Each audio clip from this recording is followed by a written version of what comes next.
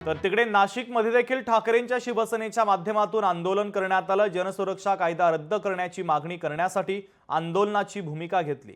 जनसामान्यांचा हक्क हिरावून घेण्याचा सरकारचा प्रयत्न आहे। आंदोलनातून ठाकरेंच्या शिवसेनेनं हा आरोप केलेला आहे।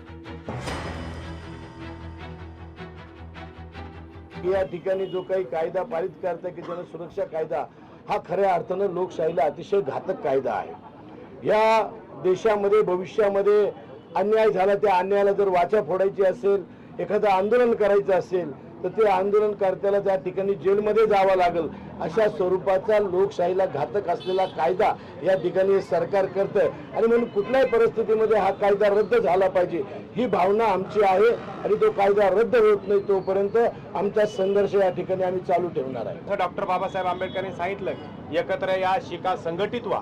कुठली संघटना कुठली संस्था कोणी स्थापन करायची नाही, त्या संस्थेचा असलेला सदस्य, त्या संस्थेला मदत करणारा व्यक्ती याच्या विरोधी अनेक कलम या कायद्यामध्ये आहेत आणि म्हणून खऱ्या अर्थानं लोकशाहीला हा घातक कायदा आहे।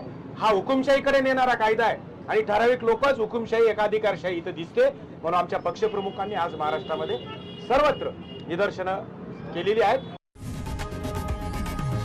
लोकशाही मराठी ऐका, पहा, जागरूक रहा।